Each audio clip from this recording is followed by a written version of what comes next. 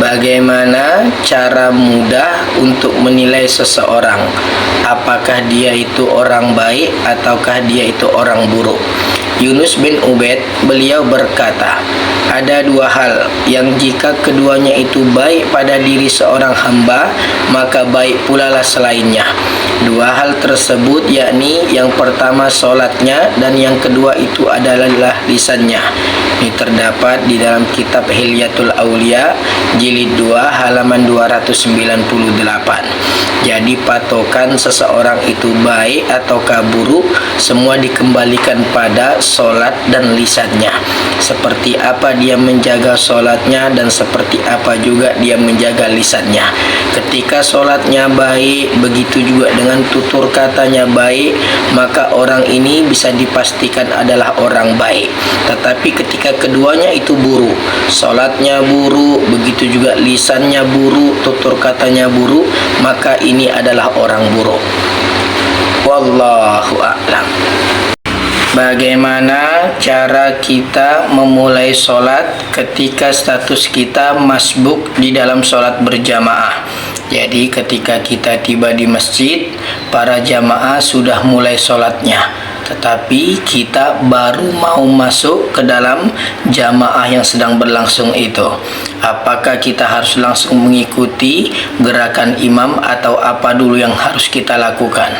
Dalam sebuah hadis, Rasulullah Sallallahu Alaihi Wasallam bersabda, kunci solat adalah bersuci, dimulai dengan takbir dan diakhiri dengan salam.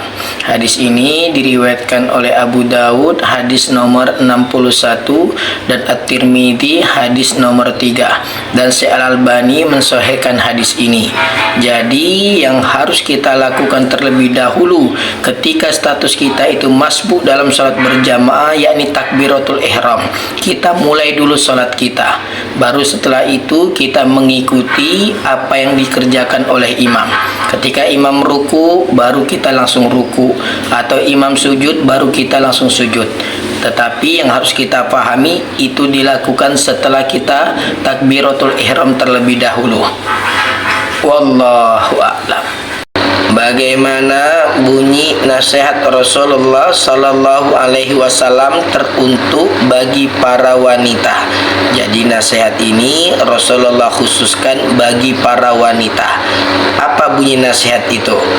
Dalam sebuah hadis, Abdullah bin Umar radhiyallahu anhuma berkata, Rasulullah Sallallahu Alaihi Wasallam bersabda, wahai wanita, bersedekahlah dan perbanyaklah istighfar, yakni memohon ampun kepada Allah Subhanahu wa taala, karena sungguh aku melihat kalian sebagai penghuni neraka yang paling banyak.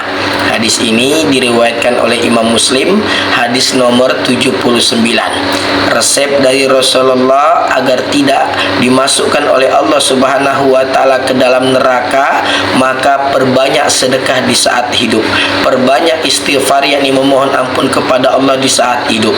Dengan dua senjata ini, dua nasihat ini, semoga saja para wanita yang berangan-angan dimasukkan ke dalam surga Allah itu akan diaminkan oleh Allah Subhanahu wa taala. Dia terbebas dari siksa neraka, dia dijauhkan dari neraka Allah dan dimasukkan oleh Allah Subhanahu wa taala ke dalam surganya. Wallahu a'lam.